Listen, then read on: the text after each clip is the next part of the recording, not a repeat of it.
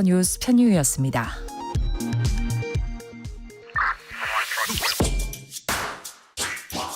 뉴스의 진수를 보여주는 인터뷰 뉴진수.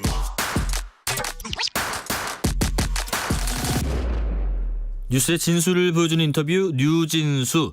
총선 격전지에 출마한 여야 후보들 차례로 만나보고 있습니다.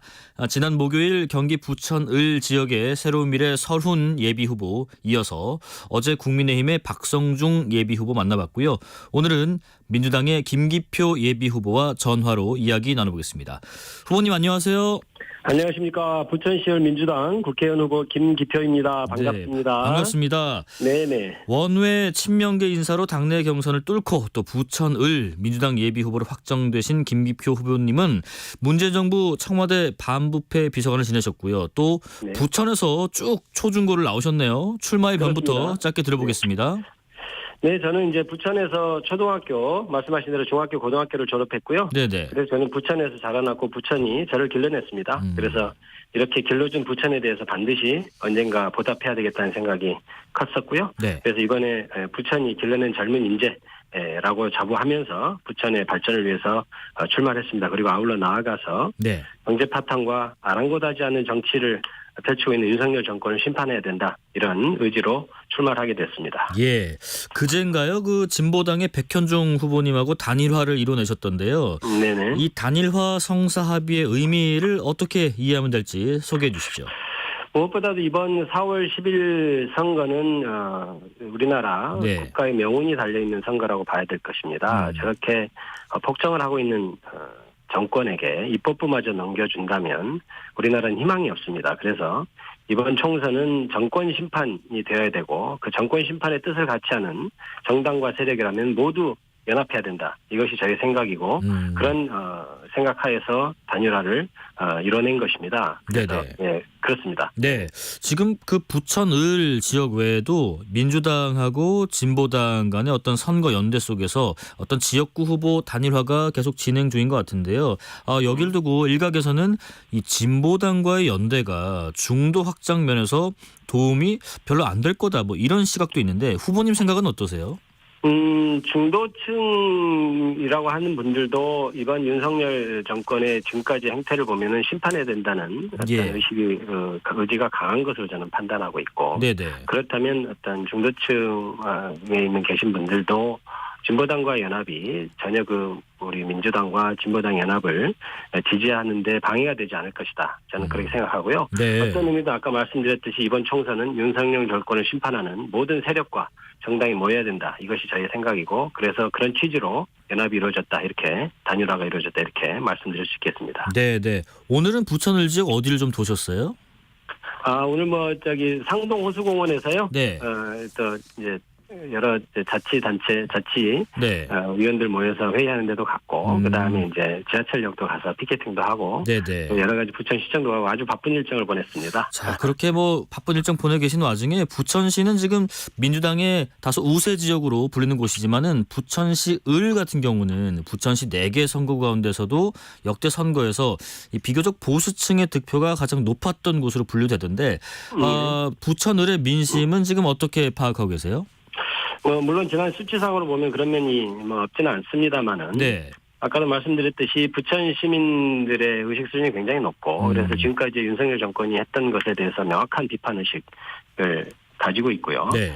그리고 이제 게다가 제가 이제 부천에서 초등학교, 중학교, 고등학교를 나왔기 때문에 저희 이제 초중고 선후배님들의 어떤 그런 응원과 지지 또 굉장히 강해서 그분들이 또 굉장히 보수적인 생각을 가진 분들도 많은데 이번에는 부천에서 좀 자라난 인물이 국회의원 한번 돼야 되는 것 아니냐? 부천이 그동안 그렇게 네네. 안 됐었으니까 이런 여론이 강해서요. 저는 보수를 성향이 있는 분들까지도 광범위하게 흡수하고 있다. 이렇게 생각하고 있습니다. 예, 지금 국민의힘의 박성중 예비후보 그리고 민주당을 탈당했지만 현 지역구 의원이신 새로운 미래 설훈 예비후보 이렇게 경쟁 상대이신데 상대 후보들 평가를 잠깐 들어볼까요? 다 두 분 다 연부역강 하시고 훌륭하신 분들이죠. 네네. 그런데 이제 굳이 제가 정치적인 입장으로 비판을 좀 한다면 예. 박성중 의원님 같은 경우에는 이제 강남에서 계속 정치를 하셨지 않습니까? 서초구에서 네. 정치를 하셨고 구청장 그다음에 국회의원도 하셨는데 어느 날 갑자기 부천으로 오신다고 해서 저희도 깜짝 놀랐습니다. 그래서 네. 이제 본인 의사는 아니었겠죠. 하지만 부천 사람으로서 뭔가 이게 좀 자존심 상하는 일이랄까요. 이렇게 돼서 뭐 어차피 서울에서 잘 안 돼서 내려온 분이다. 그래서 부천에서는 조금 인정받기 어려운 것 아니냐 이렇게 생각하고 있고요. 네네. 서른 의원님의 경우는 이제 민주당에서 5선을 했고 부천 지역에서만 여기 3선을 했는데 예. 그리고 20년간 민주당에서 정치를 하신 분인데 어떤 의원 평가 부분에 있어서 불만이 있다고 바로 탈당해서 이렇게 다른 당에 입당하고 하는 것은 민주당의 후배 정치인으로서 굉장히 안타깝고 조금 모범을 보이셨으면 좋았을 것 같다 이런 생각을 안타까운 생각이 좀 있습니다. 예. 그 박성중 의원 같은 경우에서는 어제 그런 말씀을 하시더라고요. 그 후보님은 이제 뭐 이재명 대표님의 어떤 최측근으로 알려진 김용 전 민주연구원 부원장의 총괄 변호인 단장을 맡으셨었잖아요. 그러다 보니까 네네. 박성중 의원께서는 이른바 뭐 대장동 변호사라고 언급을 하시면서 단군 이래 최대 부동산 사기를 저지른 일당을 변호하는 변호사들이 나온다는 것은 주민을 우롱한 거다라고 어제 말씀을 하셨는데 여기에 대해서 좀 반론을 하신다면요? 일단 대장동 사건은 제가 깊숙이 사건을 들어가 본 입장으로서 네. 그것은 검찰이 대단히 무리하게 이재명 대표와 민주당에 대한 공격을 하는 것이다. 네. 제가 지금 판단하는 사건의 실체고요. 네네. 그다음에 대장동 변호사라는 말씀을 하시는 것은 대장동 변호사이기 때문에 공천이 된 것 아니냐는 취지의 말씀을 하시는 것 같아요. 네네. 그러나 저는 그게 아니고 그전에도 말씀드렸듯이 이미 지역에 내려와서 초중고 나온 어떤 그런 경험을 바탕으로 예. 사실 지역에서 활동도 많이 하고 있었고 정당하게 민주당이 정한 경선을 통해서 제가 후보로 됐기 때문에 예. 그런 어떤 비판은 전혀 근거 없고 억지스러운 것이다. 저는 그렇게 생각하고 있습니다. 예, 그 다른 두 후보님, 그러니까 서른 후보께서는 내가 여기서 12년 동안 부천 을 국회의원으로서 성과를 또 강조하셨고요. 이 지역 활성화의 적임자다라고 자평하셨고요. 박성준 의원님은 도시행정 전문가다. 그래서 이론과 실천을 다 해봤다. 이렇게 말씀하셨는데 그렇다면 김기표 후보님 본인의 강점은 이것이다. 말씀해 주실까요? 일단 뭐 그 부분에 대해서 서른 후보님이 이제 10년간 그렇게 했다고 그랬는데 이제 그동안 지역에서는 뭘 했는지에 대한 어떤 의문이 많이 있고요. 네. 그렇다면 지금까지 부천이 이렇게 12년 동안 쇠퇴했겠는가 이런 말씀을 드릴 수 있겠고요. 네네. 박성중 의원님 같은 경우는 이제 와서 지리도 잘 모르실 텐데 부천에 대해서 어떤 고민을 하고 어떤 발전을 이루실 것인가에 대해서는 의문이 있습니다. 네. 저는 이제 초등학교와 중학교, 고등학교를 나와서 지금 부천에 살고 있는 많은 어떤 선후배 동료들이 부천 곳곳의 문제점, 부천이 어떻게 나아가야 될지에 대해서 아주 굉장히 적나라하다 그럴까요? 그런 어떤 의견을 제시하고 있어서 부천의 문제점을 누구보다 제가 잘 알고 있다고 생각합니다. 게다가 네. 제가 기존의 정치인이 가지고 있지 못했던 어떤 창의적인 어떤 돌파구 이런 걸 마련할 수 있는 적절한 인재다 이렇게 제가 자부를 합니다. 예, 아까 그 쇠퇴했다 그리고 부천의 문제점을 또 언급하셨는데 그렇다면 지금 가장 시급한 부천 을 지역의 현안은 뭐라고 생각하세요? 부천을 지역에서 해결해야 될 점은 굉장히 많이 있습니다. 예. 그런데 그중에서 굳이 하나를 뽑으라면 부천을 지역에만 한정된 것이 아니고 부천은 예전에 인구 100만을 바라보던 도시였는데 네. 지금은 이제 80만 밑으로 내려가서 이번에 선거구도 4개에서 3개로 줄어든 어떤 그런 뭐랄까요 굴욕적인 어떤 결과까지 초래했는데요. 네네. 기본적으로 기업이 빠져나가고 학교 문제로 인해서 학생들이 유출되는 문제가 가장 심각합니다. 그래서 어떻게 부천이 먹고 사는 어떤 백년대계를 이뤄낼 것인가. 어떻게 하면 부천에 있는 인재들을 부천에서 온전히 교육시킬 것인가. 네. 이거에 대한 문제가 가장 고민점이 되어야 하고 해결돼야 할 문제라고 저는 생각하고 있습니다. 그렇다면 후보님의 대표 공약은 뭘지 한번 좀 들어볼게요. 저희가 이제 그 상동 영상문화단지라는 곳이 부천의 유휴 토지입니다. 지금 네. 남아있는 얼마 안 되는 토지인데요. 저는 네. 기존의 개발 계획이 사실 굉장히 지지부진하고 조금 여러 가지 진행되지 않는 면이 있습니다. 네네. 그런데 저는 이제 그것이 메디컬 글로벌 의료 복합단지로 조성을 해서 예. 부천이 사실은 수도권 지방에서도 오기 쉽고 무엇보다도 외국에서 김포공항과 가까워서 외국에서도 오기 좋습니다. 인천공항과도 가깝고요. 네. 그래서 의료 복합단지로 만들어서 치료, 힐링, 회복 이런 시스템을 적절하게 갖춘다면 외국으로부터의 어떤 의료 어떤 수요를 충분히 충족시켜서 큰 도시로 발전될 수 있다. 이렇게 생각하고 있습니다. 그 부분을 제가 대표적인 공약으로 들 수 있겠습니다. 예, 박성중 의원님은 그 부천의 서울 편입 가능성도 언급하셨는데 이 부분에 대한 후보님 의견도 궁금하네요. 일단 기본적으로 예. 부천에서 자라난 부천 시민으로서 굉장히 기분이 별로 안 좋죠. 아, 그래요? 부천 시민을 좀 네. 무시하는가 이런 생각이 좀 들고요. 네네. 공천 과정에서도 아까 말씀드렸습니다만은 서울에 편입시켜주면 좋아할 것 같은가 뭐 이런 생각까지도 제가 듭니다. 부천 시민들이. 그러나 네네. 부천 시민들은 굉장히 자부심이 강한 어떤 시민들입니다. 그래서 서울에 덥석 넣어주겠다고 해서 좋아하고 이런 어떤 의식 수준이 낮은 시민들이 절대 아닙니다. 굉장히 정치적인 의식 수준이 굉장히 높거든요. 예. 그래서 그다음에 문제는 구체적인 문제 또 세수 문제도 크게 영향을 끼치죠. 그러니까 주민세나 자동차세 이런 것들이 다 지방세로 저희 부천에서 바로 사용할 수 있는데 그것이 이제 서울시로 편입이 되면 온전히 서울시로 들어가 버리기 때문에 예. 그럼 당연히 더 경제적으로도 불리한 문제가 있는데 왜 그런 주장을 하는지 모르겠습니다. 그래서 저는 부천 시민에 대한 어떤 의식을 굉장히 너무 낮게 보고 있는 것 아니냐. 그래서 국민의힘에서도 이런 식으로 공천하고 있는 것 아니냐. 이런 어떤 굉장히 좀 불쾌한 느낌까지 들고 있습니다. 예, 총선 판세 얘기도 잠깐 해보겠습니다. 이재명 대표께서는 그 현재 판세로는 이번 총선에서 민당 자체만으로도 151석을 151석을 얻을 수 있다라고 전망을 하셨는데 후보님도 같은 생각이세요? 저도 굉장히 유리하다라고 생각합니다. 왜냐하면 기본적으로 이번 총선이 아까도 말씀드렸듯이 윤석열 정권 심판이 돼야 되는 선거로 모든 국민들이 인식하고 있고 그래서 그에 대한 어떤 열망이 민주당에 대한 지지로 나타나고 있다고 생각합니다. 그래서 이제 그래서 결국 입법부마저 넘겨주면 안 된다 이렇게 대부분의 국민들이 생각하는 것 같고요.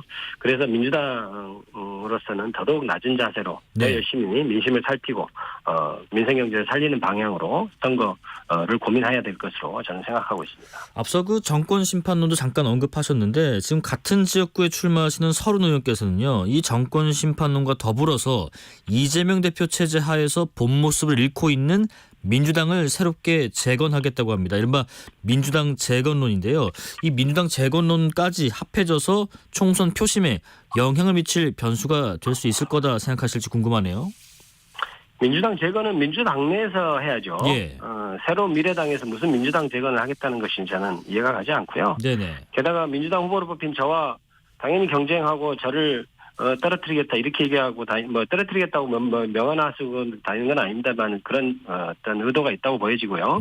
그럼 궁극적으로 국민의힘이 유리하게 되는 것이 어떻게 민주당을 재건하겠다는 것인지 의문입니다. 네네. 룰을 지키지 않고 사사로이 이게 당을 빠져나간 것이 과연 민주당 재건을 외치는 사람으로서의 행동인가에 대해서는 저는 근본적으로 의문을 제기합니다. 예. 또 하나가요. 지금 조국 혁신당의 약진도 눈에 띕니다. 이게 지금 진보당과 연대하는 데 대한 비판적인 어떤 민주당의 정통 지지층이 민주당 비례정당 대신에 조국 혁신당을 택하고 있다. 이런 분석에는 동의하시는지요? 저는 그런 분석에는 동의하지 않고요. 이게 이제 민주당 조국 혁신당을 택하는 분들의 어떤 정서는 그런 것 같습니다. 그러니까 민주당 지지하는 어떤 진보 세력 중에서 조국 전 장관에 대한 굉장히 연민이 굉장히 강한 분들이 크다. 그래서 거기에 대해서 검찰이 조국 전 장관의 가족을 도륙하는 그런 수사를 하고 거기에 윤석열 현재 대통령이 그때 관여돼 있고 이런 것들을 다 인식하는 면에서 조국 혁신당의 지지율이 높다고 생각하는데요. 네네. 저는 그래서 진보당과 연대한다 이런 것 가지고 국민들이 조국 혁신당을 택했다 이렇게 생각하지는 않습니다. 예. 잠깐 당 관련된 얘기인데요. 관심을 모았던 지금 서울 강북을의 재경선 결과 지금 조수진 변호사가 박용진 의원을 이겼습니다. 이게 일단은 이미 정해진 승부 아니었냐 이런 평가가 좀 많던데 이른바 비명행사 공천이란 평가 어떤 의견이신지요? 근데 기본적으로 강북 선거는 박용진 의원께서 하위 30%인가요? 저는 정확하게 하위 10%인가요? 그렇게 들었다는 것을 저는 알고 있고. 그런데 또 박용진 의원께서 기존 당원으로부터 많은 비판을 좀 받아왔던 분이고 그런 결과라고 보여집니다. 근데 이제 친명행제, 비명행사 이런 어떤 프레임을 얘기하는데 사실 다른 이 반대하는 세력이 만드는 프레임에 불과하고요. 오히려 친명인 친명으로 분류된 분들이 공천을 못 받는 경우가 너무 많고 비명이라고 불리는 분들이 공천을 받는 경우도 많기 때문에 이렇게 프레임화 시키는 것은 적절하지 않다. 한 가지 사실을 확대 해석하는 것이다 이렇게 생각하고 있습니다. 조수진 변호사께서는 조금 전에 그 입장을 통해서 송구하다는 입장을 냈는데 지금 보니까 뭐 다수의 성폭력 피의자를 변론했다라는 일부 비판에 대해서요. 과거 성범죄자의 변론과 또 블로그 활동을 통해서 홍보를 한 거는 변호사로서의 윤리 규범을 준수한 활동이었지만 국회의원 후보로서 심력 끼친 점은 사과드린다 이렇게 얘기를 했거든요. 여기에 대해서 의견이 있으시지요? 변호사들은 기본적으로 의사와 같은 그러니까 의사가 환자가 찾아오면 어떤 성격의 사람이고 어떤 성격의 병인지에 관계없이 치료하는 것이 맞는 것처럼 변호사도 마찬가지입니다. 기본적으로 헌법에 보장된 변론권, 변호받을 권리를 보장해 주는 게 변호사거든요. 그래서 어떤 범죄를 저지르든 그 사람이 과도하게 피해받지 않고 처벌받지 않도록 하는 것이 변호사의 업무이기 때문에 그 변호사 시절에 수임한 것을 가지고 지나치게 크게 비판하는 것은 저는 조금 적절치 않은 것 아니냐 이런 생각을 사실은 갖고 있습니다. 네네. 이재명 대표께서는요. 이번 주 예정돼 있었던 3개 재판에 모두 출석하지 않았는데 이걸 두고 여당에서는 비판의 목소리를 내고 있고요. 한동훈 위원장은 그럽니다. 이번 총선에서 민주당이 국회를 장악하면 이재명 대표가 재판을 다니고 구속되냐 마냐 돈 봉투를 받았네 말았네 이런 얘기만 쌀 거다라고 했는데 여기에 대해서 어떤 생각이세요? 한동훈 위원장의 그런 발언은 굉장히 과도하고 부적절하다고 보고요. 네. 일단 이 사건이 불구속 재판인데요. 저희가 변호사로서의 경험을 보더라도 불구속 재판의 경우에 피고인의 어떤 사정이나 이런 걸 봐서 재판기를 연기해주는 경우는 굉장히 비일비재한 일입니다. 네네. 이것이 정책으로 주목받아서 이게 마치 무슨 큰 일인 것이냐 얘기되는 것 같은데 그건 아니고요. 네. 당연히 총선의 제1야당의 당대표로서 총선을 치르는 경우라면 그 정도의 그것은 충분히 용인되는 어떤 관행일 수 있다 이렇게 생각합니다. 예. 근데 그 총선 전까지요. 법원에서는 뭐 구인장 발부도 검토한다고 하던데 여기에 대해서 남은 재판이 몇 번 있더라고요. 한 번 정도 혹은 뭐 다른 재판 남은 것들 총선 전까지 이재명 대표께서 출석하시는 것이 맞다고 보실지 궁금하네요. 뭐 그것은 당연히 이제 뭐 시간이 여러 가지 허락이 되면 출석하시면 서로 여러 가지로 부드럽고 좋겠죠. 하지만 이제 법원에서도 이러한 사정을 충분히 고려해서 재판기를 연기한다거나 이런 것은 충분히 그동안 했던 관행들이기 때문에 서로 지혜롭게 해결될 것으로 저는 생각하고 있습니다. 예, 한 가지만 더요. 이재명 대표 또 조국 대표 모두 사법 리스크가 있다는 점에서 여당의 비판이 계속 나오고 있는데 이 사법 리스크가 총선의 표심을 좌우할 변수가 될 수 있다 이렇게 생각하실지 궁금하네요. 저는 전혀 그렇지 않고요. 제가 뭐 조국혁신당의 당원은 아니니까 그거에 대해서 평가할 것은 아니고요. 이재명 당대표의 사법 리스크에 대해서는 아까도 말씀드렸듯이 대장동 사건과 기타 이재명 대표에 대한 사건은 기본적으로 검찰과 현 정권이 이재명 죽이기를 위한 수사입니다. 실제로 사건 내용이 들어가면 더더욱 그것을 명백하게 확인할 수 있기 때문에 그 부분은 다른 세력, 민주당을 공격하는 세력의 어떤 프레임에 불과하지 실질적으로는 선거에 영향을 미치지 않을 것이다. 저는 이렇게 판단하고 있습니다. 예, 여러 가지 얘기들 많이 나눠봤는데요. 마지막으로요. 경기 부천 을에서 당선되신다면 앞으로 어떤 역할을 하고 싶으신지 향후 정치적인 포부 말씀 좀 들어보겠습니다.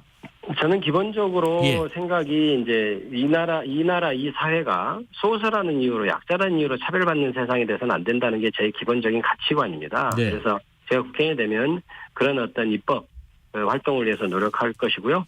그다음에 이제 부천 지역의 발전과 아울러서 윤석열 정권의 심판, 윤석열 정권에 대한 어떤 명백한 비판, 심판 이런 것들을 지금 현재 급하게 추진해야 될 일이다. 이렇게 저는 생각하고 있습니다. 네, 여기까지 말씀 듣겠습니다. 지금까지 민주당 김기표 경기 부천 을 예비 후보였습니다. 고맙습니다. 김기표였습니다. 감사합니다. 네.